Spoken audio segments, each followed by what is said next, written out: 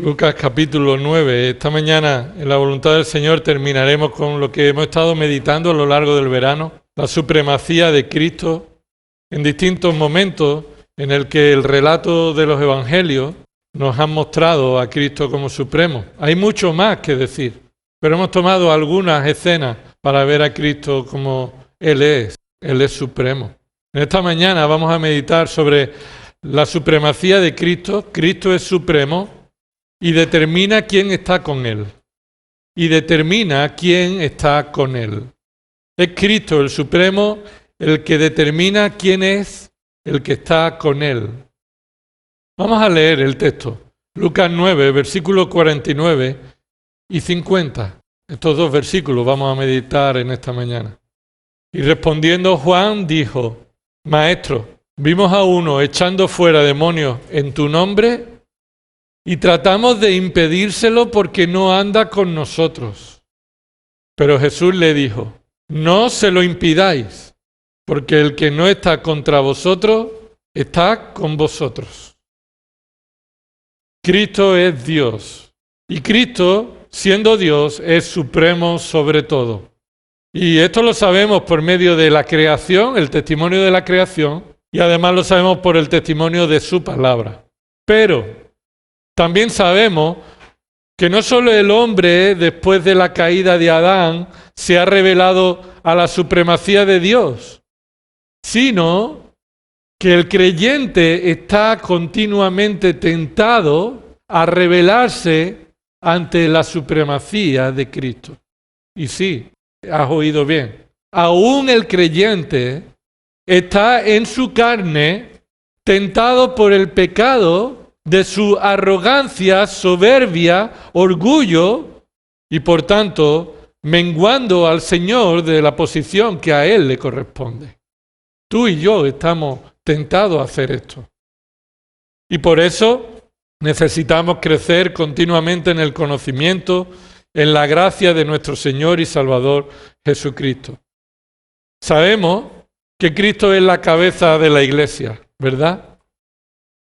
Sabemos que Él es quien tiene toda autoridad, no solamente en su iglesia, sino que toda la creación se sostiene por el poder de su palabra. Pero también estamos observando que incluso los creyentes seguimos en esta lucha en la carne buscando nuestra vanagloria. Y nos dejamos llevar por nuestra carne a la hora de considerar nuestra posición en Cristo. Hemos sido rescatados, hemos sido reconciliados, hemos sido redimidos, hemos sido unidos a Cristo en su muerte, en su resurrección, como hemos leído. Hemos sido adoptados, hemos sido justificados, hemos sido santificados, estamos siendo santificados. Pero debemos reconocer también cómo la carne, en nuestros pensamientos, nos lleva por el camino pecaminoso de estar buscando nuestra gloria. Nos afecta en nuestra forma de vivir, nos afecta en nuestra forma de cómo nos sometemos. O mejor dicho, nos afecta en la forma en la que no queremos someternos al señorío y a la supremacía de Cristo. Y vuelvo a decir, esto no es solamente para aquellos que desde la caída de Adán hemos nacido en la esclavitud y en la condenación de nuestros pecados, en nuestra condición caída, sino que el creyente continúa estando afectado por la carne. Y sigue luchando en muchas ocasiones para no someternos al señorío de Cristo. Una de estas formas en que pecamos con arrogancia tiene que ver con el sentido de pertenencia. Y es lo que aquí Juan está mostrando. ¿Qué significa el sentido de pertenencia? Bueno, sabemos que de manera natural todos buscamos ser parte de algo, de un grupo, de una familia como Dios ha diseñado. No es bueno que el hombre esté solo. Así que Dios preparó una ayuda idónea para Adán. Y a lo largo de nuestra historia vemos una realidad que Dios nos ha dado un sentido de estar acompañados y de pertenecer a un grupo. Esto lo podemos ver porque en muchas ocasiones El ser humano busca su identidad o su valor en el grupo en el que pertenece. Dependiendo del grupo al que pertenece, así se siente mejor o así se siente más valorado o así le da sentido a su vida. Por ejemplo, al equipo de fútbol que uno quiera ser. Y pertenecer a un equipo de fútbol, eso va a implicar para su vida un sentido, una forma de pensar, unas razones. O incluso vemos que buscamos tener un grupo de amigos concretos. Queremos tener un grupo de amigos concretos, una pandilla desde jóvenes, pero cuando vamos creciendo, unas amistades. Queremos formar parte, tener la pertenencia de un grupo de personas. Y creemos que ahí está nuestro valor. Incluso vemos que esto causa conflictos y luchas personales. Cuando preferimos a unas personas antes que a otras. Cuando pertenecer a un grupo es excluir a otros de ese grupo. Y cuando no ser parte de un grupo es sentirme rechazado por ese grupo. Y eso es causa de muchos conflictos, de muchas luchas personales, y en muchas ocasiones viene porque ser parte de un grupo es formar parte de un estatus, ya sea social, ya sea económico, ya sea político, ya sea intelectual, ya sea de que yo me junto con los universitarios y no quiero nada con otros que no tengan títulos universitarios. El sentido de pertenencia está afectado por el pecado y se convierte en una forma de vanagloria para nosotros. Dependiendo del grupo donde pertenezco, así creo que soy alguien. O que no me acepten en tal grupo, así creo que me han ofendido. Este sentido de pertenencia a un grupo de relaciones tiene la apariencia de piedad, pero la mayoría de ellas son pecaminosas, a pesar de esa apariencia. Mira, solo hay un grupo y una razón que realmente puede ser considerado que agrada y glorifica a Dios. Y no es la asamblea de hermanos. Y no son los bautistas. Y no es ningún otro grupo que estar en Cristo. Como se nos ha leído en esta mañana, que el Padre nos ha acercado al Hijo, nos ha traído al Hijo y nos ha unido en su muerte y resurrección. Ese es el único grupo en el que un ser humano debería desear y en el que glorificará a Dios, perteneciendo a ese grupo.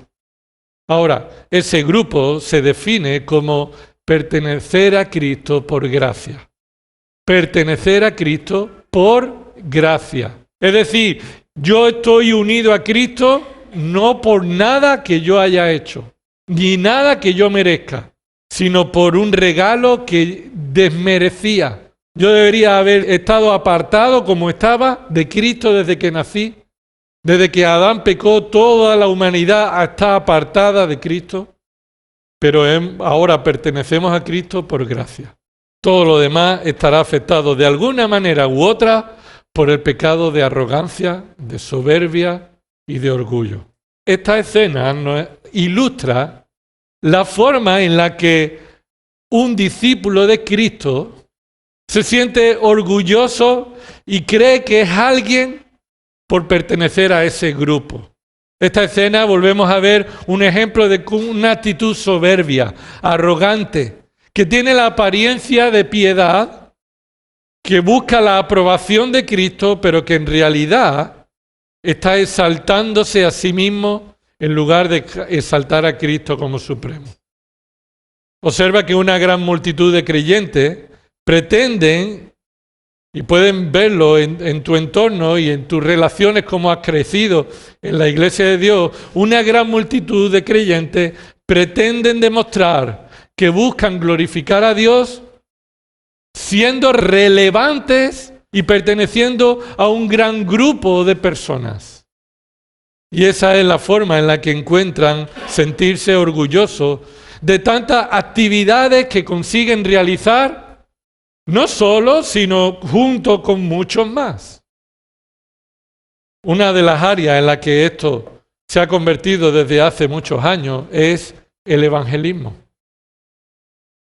El evangelismo se ha convertido desde hace muchos años en una forma, escucha, una forma de vanagloriarse, habiendo alcanzado aparentes resultados de eficacia y notoriedad de la sociedad por medio de obras sociales, de actos públicos que en realidad hemos atraído a personas no con el evangelio, sino con teatros, con música, con pintacaras, con festivales de niños, que lo que estamos haciendo es literalmente engañarles, atraerlos con una razón diferente a la que ellos piensan.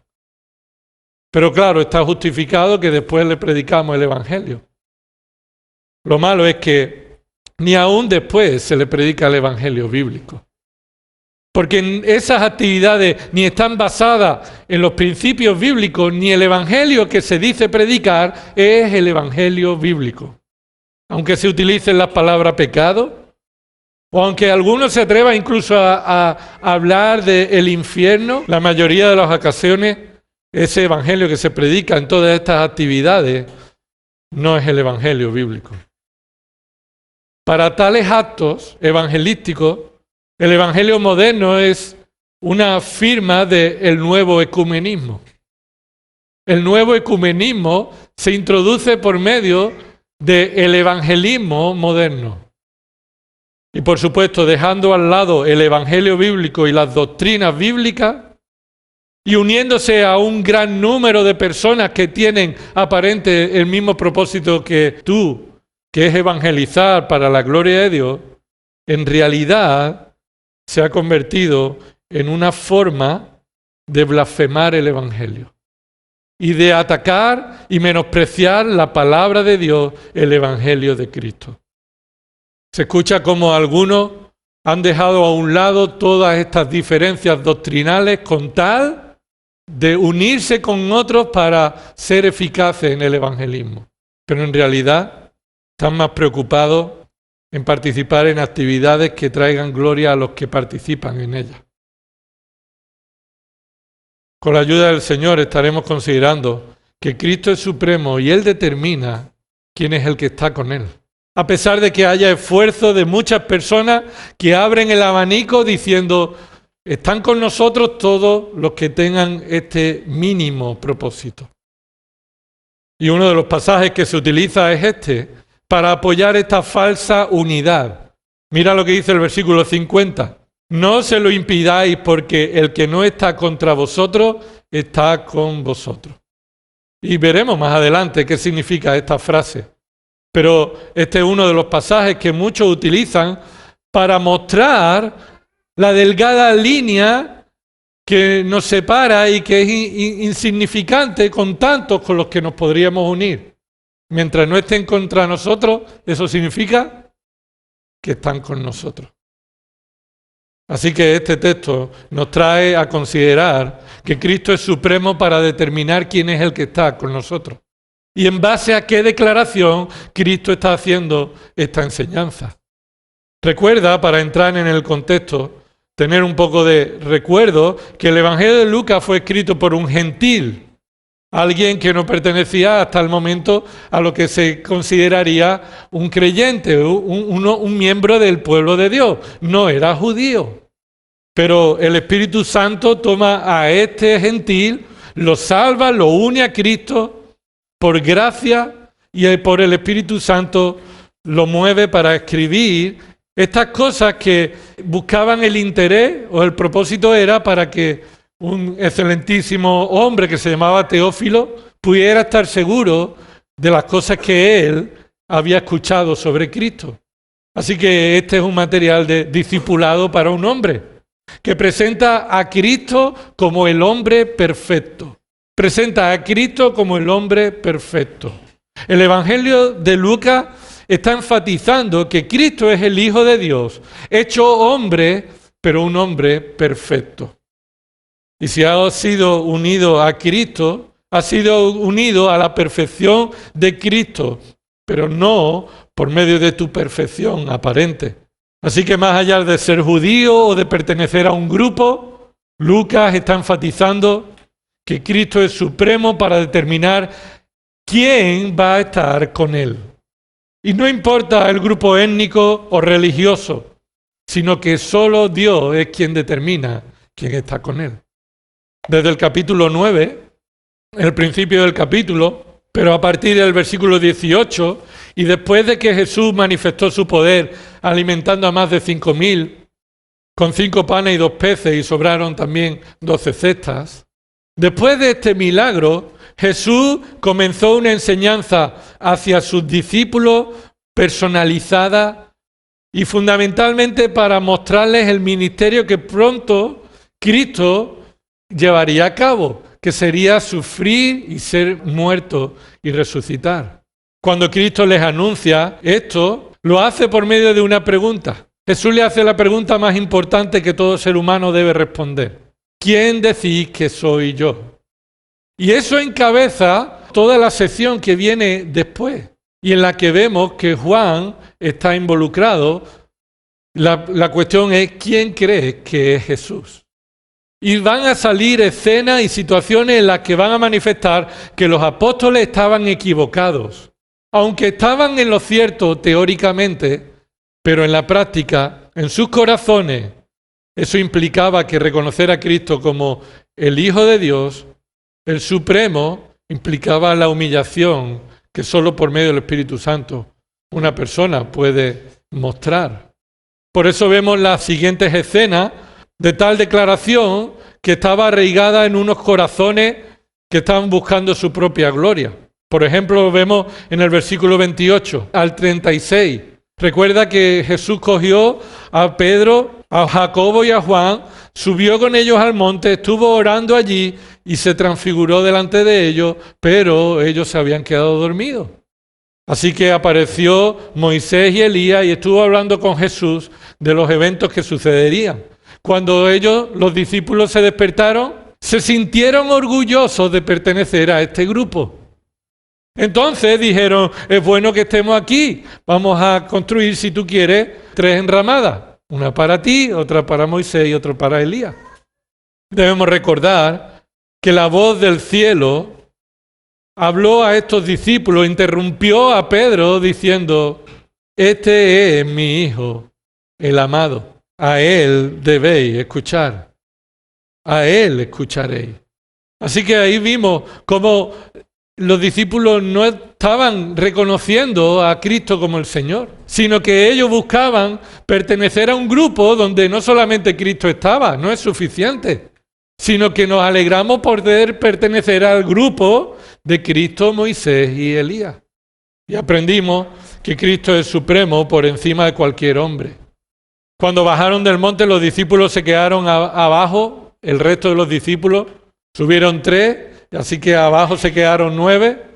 Entonces, cuando llegan abajo, llega un hombre y le pide a Jesús que saque un demonio de su hijo, pero le dice, le hemos pedido a tus discípulos que lo hagan, ¿y qué?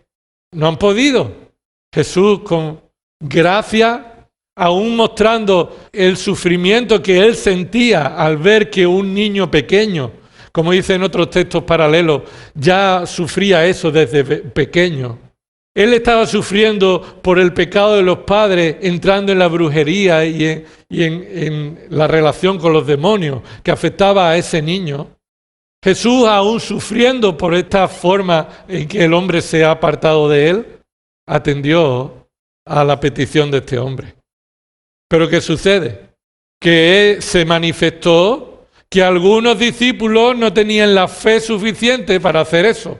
Probablemente los 3 que venían del monte no se hicieron responsables de esa falta de fe, sino que ellos más bien venían de estar con un grupo selecto.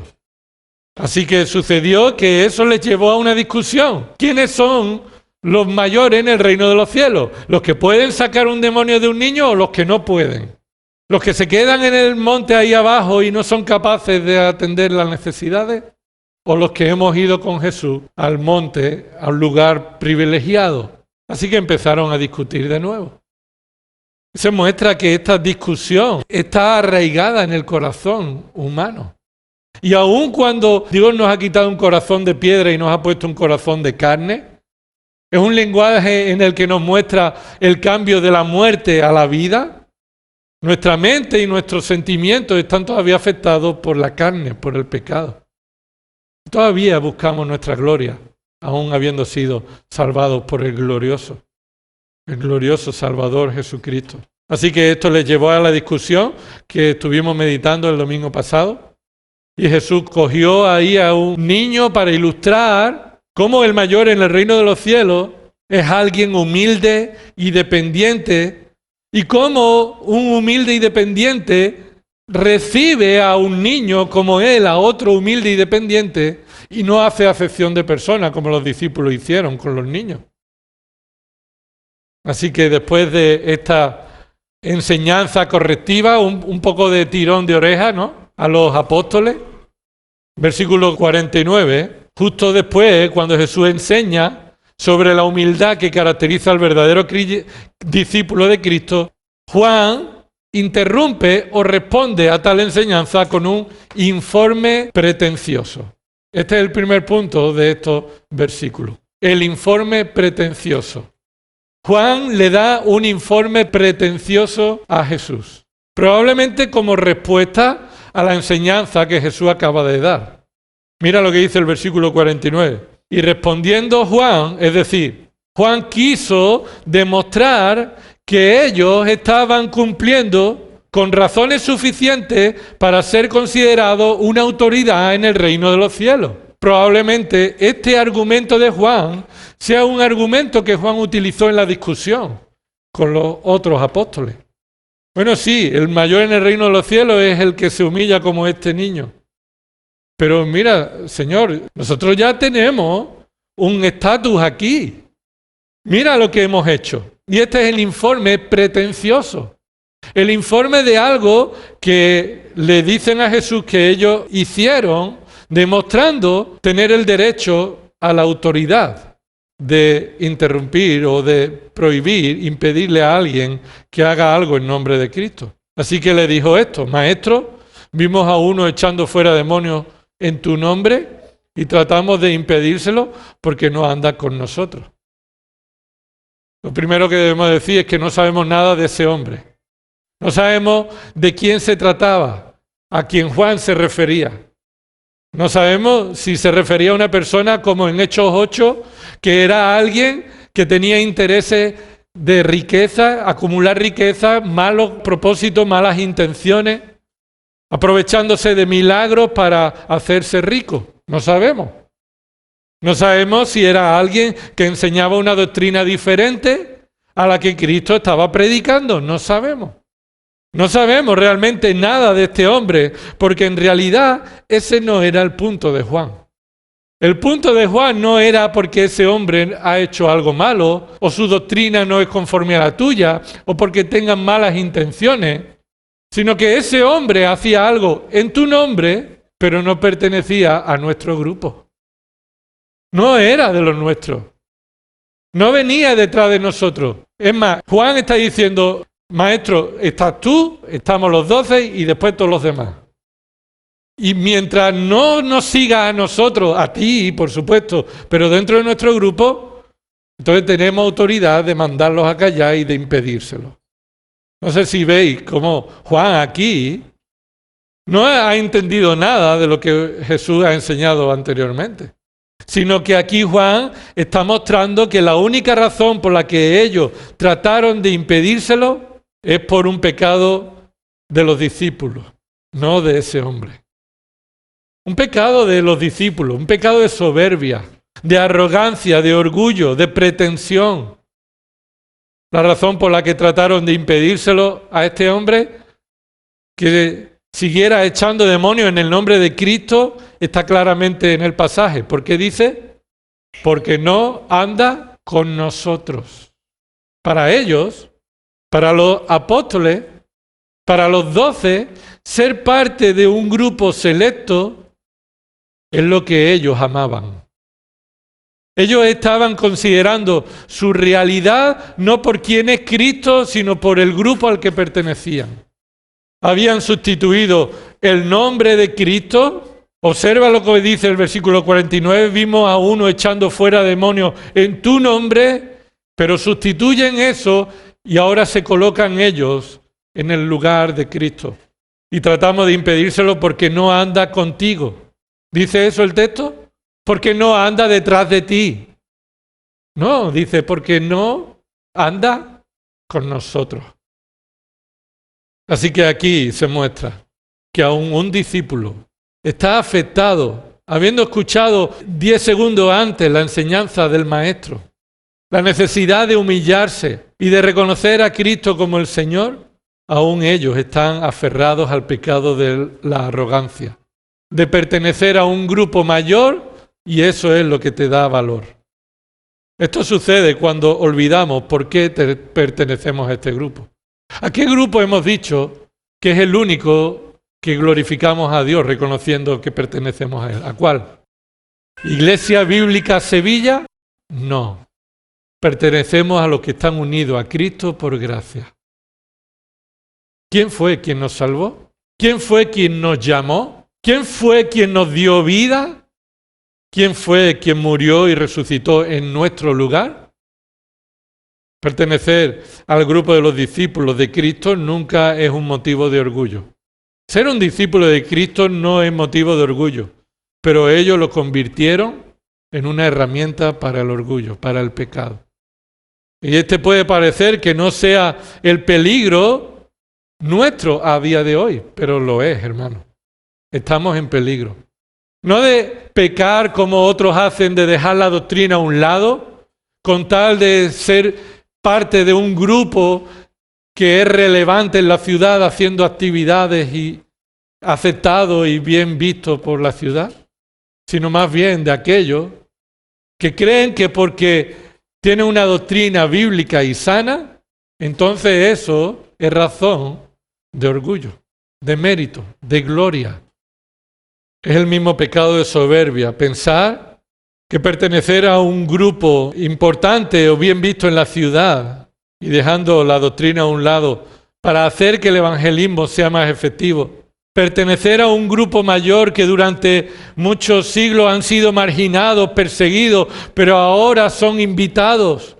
Las buenas relaciones de las autoridades de la ciudad manifiestan que ya no somos los de antes. Probablemente es porque no predicábamos lo de antes. Porque no se predicaba lo de antes.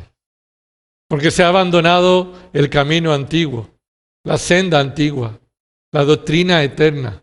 Pero, hermano, también está en peligro de pecar con arrogancia como los discípulos, demostrando lo que hemos dicho anteriormente, menospreciando a los que andan así, creyendo que nosotros somos mejores. Creyendo que son malos todos los infieles, los herejes, los que han abandonado el Evangelio, los que olvidándonos de la gracia que Dios ha tenido con nosotros. Y aún creyendo las doctrinas de la gracia, no depender de la gracia. Y aún colocarnos en algún mérito por nuestra parte, por ser capaces de creer lo que muchos rechazan creer. Podemos estar en peligro de usar la doctrina bíblica para hacer un grupo selecto, como lo hicieron los fariseos, como lo hizo ese pastor que Cristo conocía, que vimos el viernes, y que sus obras le daban un nombre de que vive, pero en realidad estaba muerto. Y en definitiva puede ser que nuestro celo por la palabra de Dios sea nuestro grupo para pecar de arrogancia. Solo Cristo es el Señor y tiene la autoridad. Y si nosotros estamos en Cristo es por su gracia. Por eso no tenemos autoridad para impedir lo que otros hagan. Escucha, no tenemos autoridad para impedir lo que otros hagan cuando Dios lo está permitiendo. Y aunque no es conforme a la voluntad de Dios lo que Dios permite, no somos ni tú ni yo para hacer lo que solo a Dios le corresponde. Él es el único que tiene autoridad para impedir que su nombre sea blasfemado. Pero en definitiva vemos que somos capaces de crear formas sutiles. Escucha, hermano, somos capaces de crear formas sutiles para buscar nuestra vanagloria por medio de la gracia que hemos recibido. Al igual que los apóstoles estaban manifestando, tratando de impedir que ese hombre estuviera haciendo lo que hacía en el nombre de Cristo solo porque no pertenece a su grupo. Y esto sucedió en otros momentos, cuando en Juan 6, como se nos ha leído esta mañana, acompáñame a Juan 6, Jesús empieza a predicar el Evangelio. No es el comienzo, sino es una de las veces en la que Jesús predica el Evangelio. Pero el Evangelio que Jesús predica es el Evangelio que hoy muchos evangélicos rechazan. El Evangelio que Jesús predica aquí es el Evangelio que muchos evangélicos rechazan. Mira lo que dice el versículo 37. Todo lo que el Padre me da vendrá a mí, y al que viene a mí, de ningún modo lo echaré fuera. ¿Por qué Cristo no echará de ningún modo a todo aquel que viene al Hijo? Porque si viene al Hijo es porque el Padre lo trajo al Hijo. Y Jesús, como se nos ha leído, está confrontando a todos los que no creen en Él ahí. No creéis en mí, no creéis mi palabra, y eso demuestra que no venís a mí. Y no queréis venir a mí. Y la forma en la que se podría ver que venís a mí es si el Padre os trae a mí. Eso muestra la soberanía de Dios para salvar a quien Dios quiere salvar y traer al Hijo a quien Dios quiera traer, y la responsabilidad del hombre para rechazar a Dios y continuar en su condición de pecador. Mira lo que dice Juan 6, 38. Porque he descendido del cielo no para hacer mi voluntad, sino la voluntad del que me envió. Y esta es la voluntad del que me envió, que de todo el que Él me ha dado, yo no pierda nada, sino que lo resucite en el día final. Porque esta es la voluntad de mi Padre, que todo aquel que ve al Hijo y cree en Él, tenga vida eterna. Así que el que ve al Hijo y cree en Él y tiene vida eterna, acaba de decir que es aquel que el Padre ha escogido para traerle al Hijo. Así que este es el Evangelio que es rechazado incluso por aquellos que se consideran creyentes o evangélicos. Dice el versículo 63, mira lo que dice. El Espíritu es el que da vida, la carne para nada aprovecha. Las palabras que yo os he hablado son espíritu y son vida. ¿Qué está diciendo? No hay nada que por tu carne, sin la obra soberana del Espíritu, tú puedas alcanzar la vida eterna. Nada. Ni siquiera creer en el Hijo viene por ti, sino por la obra del Espíritu Santo, que está actuando en aquellos que el Padre ha escogido para traer al Hijo. Así que Jesús no se deja nada a un lado cuando predica el Evangelio a las multitudes, porque sea complicado de entender. Jesús no está preocupado de predicar un evangelio bien aceptado, que sea bien visto, que no sea rechazado. Jesús está preocupado en predicar el evangelio para que aquellos que el Padre lo trae, el Espíritu Santo le dé la vida para creer. Versículo 64, pero hay algunos de vosotros que no creéis. Porque Jesús sabía desde el principio quiénes eran los que no creían y quiénes era el que le iba a traicionar. Y decía, por eso os he dicho que nadie puede venir a mí si no se lo ha concedido el Padre. ¿Por qué dice eso? Porque muchos seguían a Cristo cuando en realidad no eran verdaderos creyentes. Pero por alguna razón a ellos les convenía ser un seguidor de Cristo. Pero cuando escuchan de la boca de Cristo el mensaje del Evangelio, esto es muy duro para ellos. Mira lo que dice, versículo 66. Como resultado de esto, ¿a qué se refiere esto? A todo lo que Cristo ha predicado. Que no pueden hacer nada por ellos mismos y son responsables y culpables por rechazar a Cristo. Pero aquel que viene a Cristo es porque el Padre ha obrado en él soberanamente para que crea. Y cuando escuchan eso, ¿qué hacen? Como resultado de esto, muchos de sus discípulos se apartaron y ya no andaban con él. Así que Cristo estaba preocupado en que cuanto más mejor, que no importa qué es lo que crea, dejemos a un lado la doctrina. No. Cristo predica el evangelio bíblico y si se tiene que ir alguien, ahí está la puerta. Y Cristo dice, versículo 67, entonces Jesús dijo a los 12. Así que podremos saber que están los 12 más cercanos a Jesús y después un grupo más amplio de discípulos, los cuales cuando muchos escuchan esto, se van. No, esto no me conviene. Este no es el evangelio que yo creo. El evangelio que yo creo es el que me hace a mí tener el mérito de algo de haber venido a Cristo. Entonces Jesús le dice a los 12, ¿acaso queréis vosotros iros también? Y yo me pregunto, ¿Jesús necesita a los 12? ¿Jesús cree que está fracasando si se queda solo? Jesús le dice a los 12 que si queréis iros vosotros también, iros. Es una pregunta tremenda.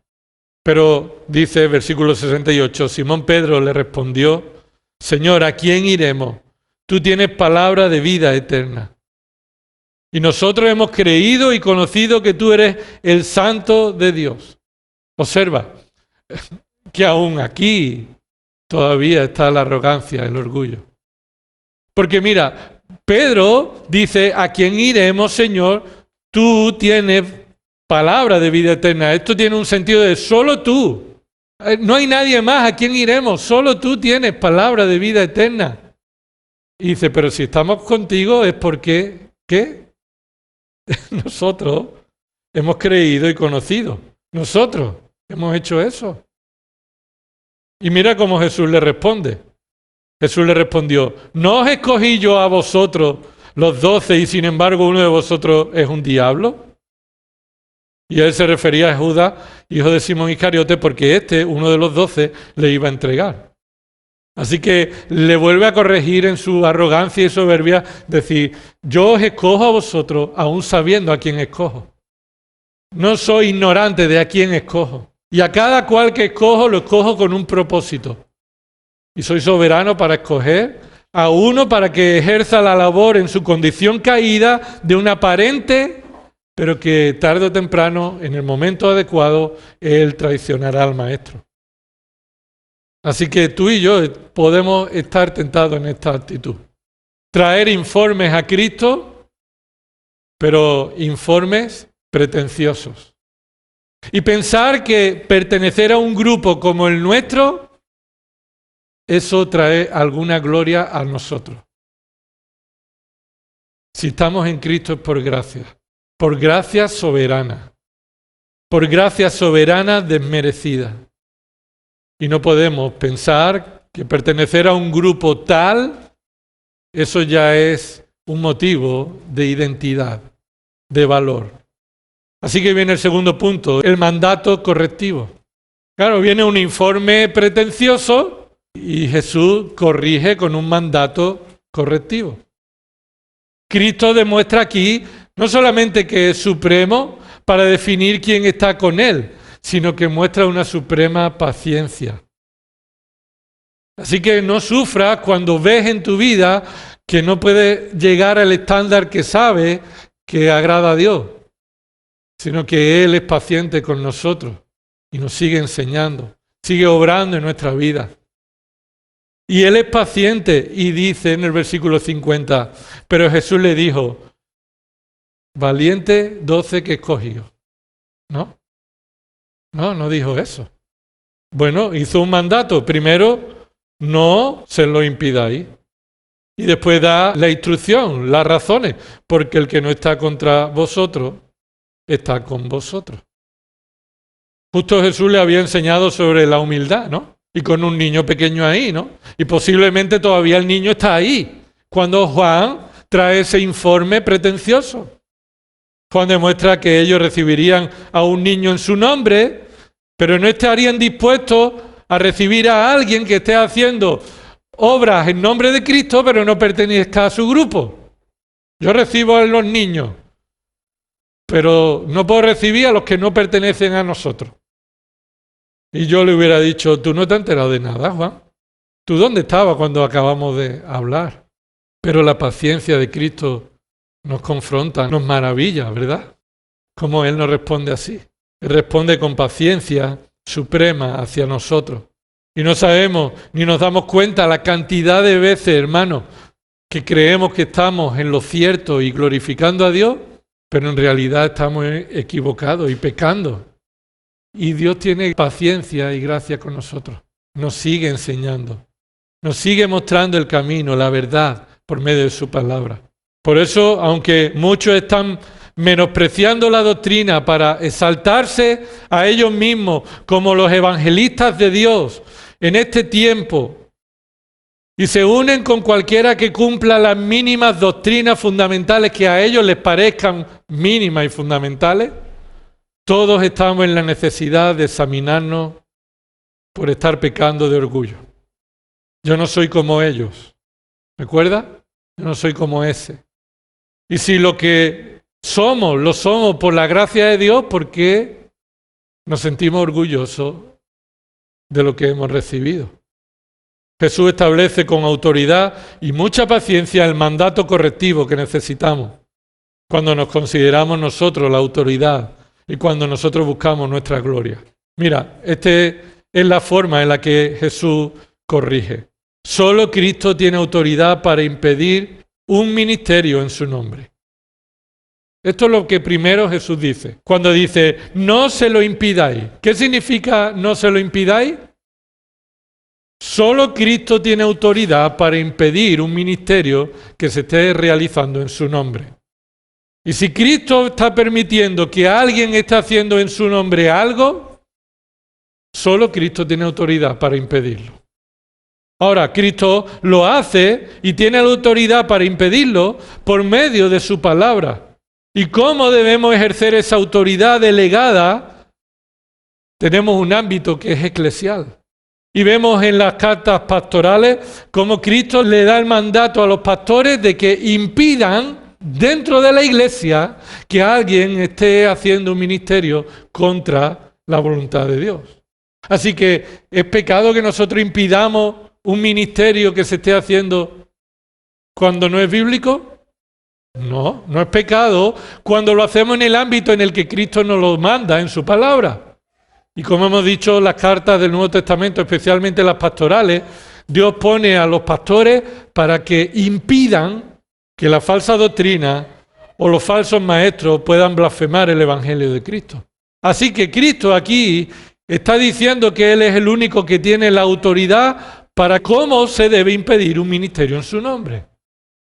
Y lo que primero Cristo enseña es que solo Él tiene esa autoridad y nos dice por su palabra que Él es el que traerá las consecuencias a cada persona. Es decir, Cristo juzgará este mundo, a cada individuo, creyente y no creyente. El juicio sobre los creyentes se llama el tribunal de Cristo. Y ese juicio no es para perdición o salvación, ya que hemos sido salvados por la obra de Cristo, sino que será un juicio para recompensa o para pérdida de recompensa. Y serán probadas nuestras obras. Si lo hicimos para la gloria de Dios y en fidelidad a su palabra, esos son obras de oro, plata o piedras preciosas.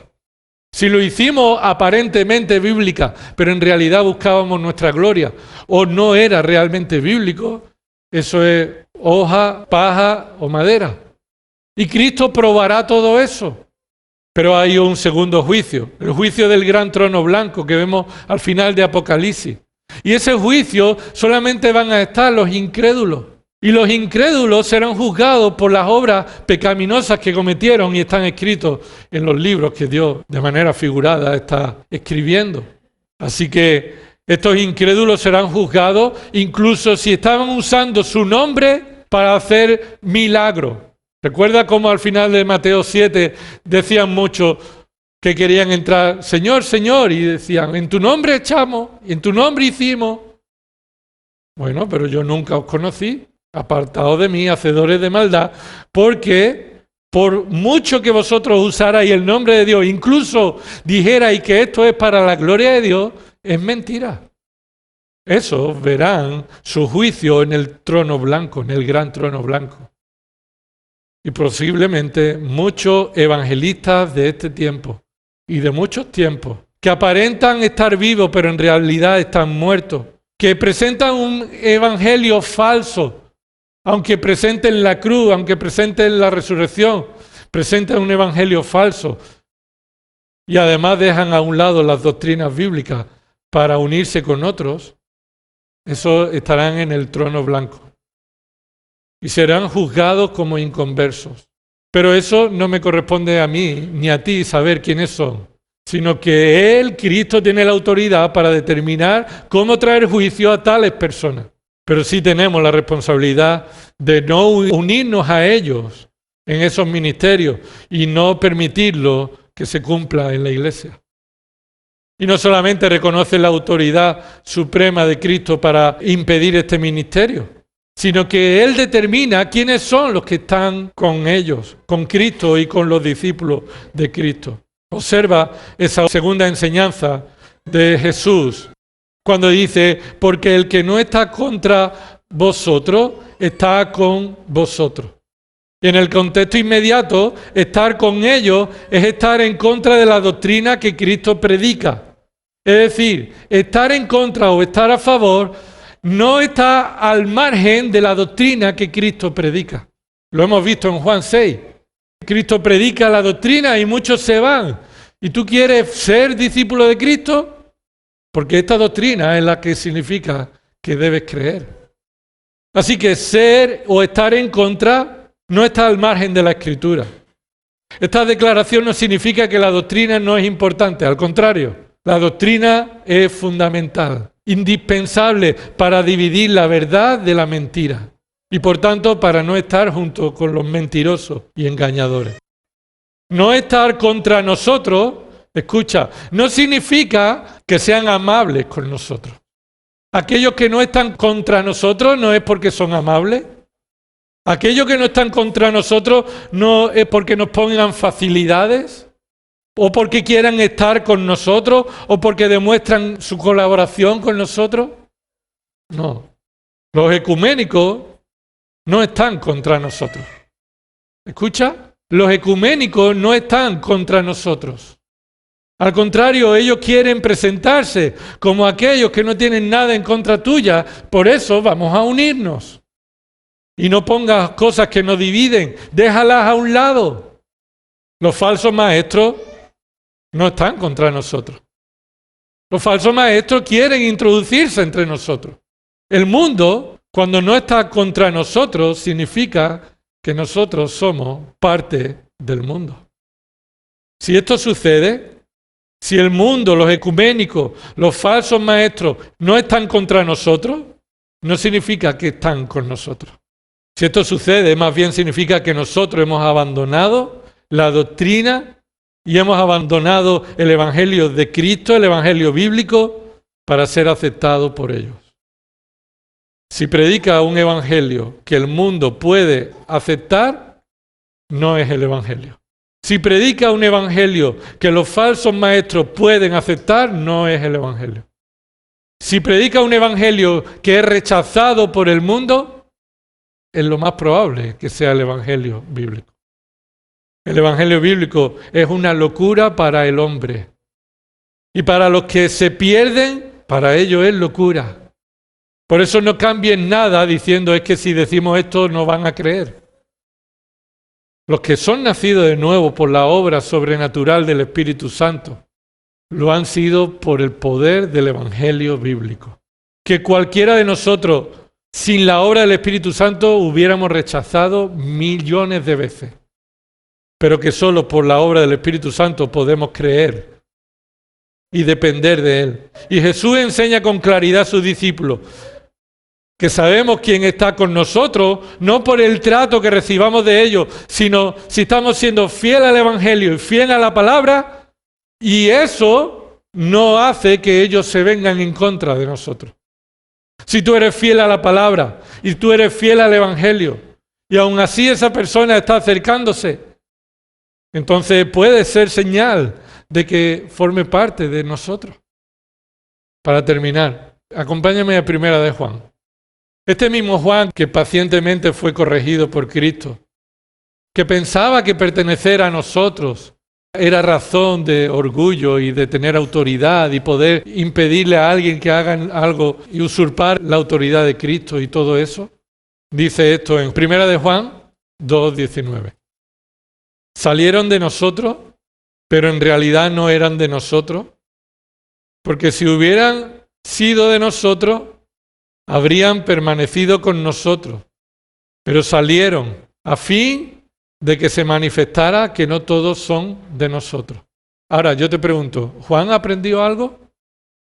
Pues podría parecer que no, cuando él insiste tanto en nosotros, en nosotros, en nosotros. Pero te invito a que en perspectiva a lo que estamos viendo, leas de nuevo 1 de Juan esta tarde. Y te darás cuenta como Juan no está hablando de nosotros alejado o separado de la gracia de Dios, sino nosotros que hemos recibido la salvación por gracia. Y mira lo que dice el versículo 20. Pero vosotros tenéis unción del Santo y todos vosotros lo sabéis. ¿Cómo yo sé que soy hijo de Dios? Porque el Espíritu Santo mora en mí. Y no porque no peco, sino porque cuando peco reconozco mi pecado, acudo a Cristo de nuevo en dependencia suya, ayúdame, necesito de ti, tengo que dejar este pecado, escudriña mi corazón. ¿Por qué? Porque tenemos la unción del Santo. Pero la unción del Santo la tenemos porque se nos ha dado por gracia. Dice el versículo 20, no os he escrito porque ignoréis la verdad, sino porque la conocéis y porque ninguna mentira procede de la verdad. Entonces, el nosotros y el vosotros, ¿cómo se diferencia entre la verdad y la mentira? Y la verdad y la mentira solamente está en este contexto de 1 de Juan, en la palabra de Dios. Y dice, versículo 22, ¿quién es mentiroso sino el que niega que Jesús es el Cristo? Y muchos dicen que Jesús es el Cristo, pero aquí no está diciendo una declaración simple. Jesús es el Cristo. No, Jesús es el Cristo con todo lo que implica. Jesús es el supremo soberano. Él me salva si tiene gracia conmigo y tiene todo el derecho a no salvarme si no quiere. Así es. Este es el anticristo, el que niega al Padre y al Hijo, como soberanos. Así que sí, hay doctrinas que algunos dicen, no, eso es secundario, eso es para más adelante. No, eso es fundamental. Eso está inseparablemente en Cristo como la piedra angular. Así que versículo 23, todo aquel que niega al Hijo tampoco tiene al Padre. El que confiesa al Hijo tiene también al Padre. En cuanto a vosotros, que permanezca en vosotros lo que oísteis desde el principio. Si lo que oísteis desde el principio permanece en vosotros, vosotros también permaneceréis en el Hijo y en el Padre. Y esta es la promesa que Él mismo nos hizo, la vida eterna. Os he escrito estas cosas respecto a lo que están tratando de engañaros. Y en cuanto a vosotros, la unción que recibisteis de Él permanece en vosotros y no tenéis necesidad de que nadie os enseñe, pero así como su unción os enseña acerca de todas las cosas, y es verdadera y no mentira, y así como os ha enseñado, permanecéis en Él. Y ahora, hijos, permaneced en Él, para que cuando se manifieste tengamos confianza y no nos apartemos de Él avergonzados en su venida. Si sabéis que Él es justo, sabéis también que todo el que hace justicia es nacido de Él. Vamos a orar. Señor, perdona nuestros pecados de orgullo, de vanagloria. Señor, de pensar que pertenecemos a un grupo de personas que por inteligencia o por sabiduría o por méritos propios somos capaces de creer tu palabra. Señor, y solo por medio de tu Espíritu Santo podemos creer tu palabra. Solamente por la obra soberana de la gracia de Dios trayéndonos a Cristo, unidos en su muerte y resurrección, nosotros podemos recibir la vida eterna como promesa. Por eso te adoramos, por tu paciencia con nosotros, por tu enseñanza, por tu corrección, por tu amor para con nosotros. Pero te oramos, te pedimos, que no permitas que cambiemos tu palabra y tu evangelio por ser relevante o por pertenecer a un grupo de personas. Señor, queremos estar en aquel a quien hemos sido traídos por gracia. Te alabamos, te bendecimos. En el nombre de Jesús. Amén.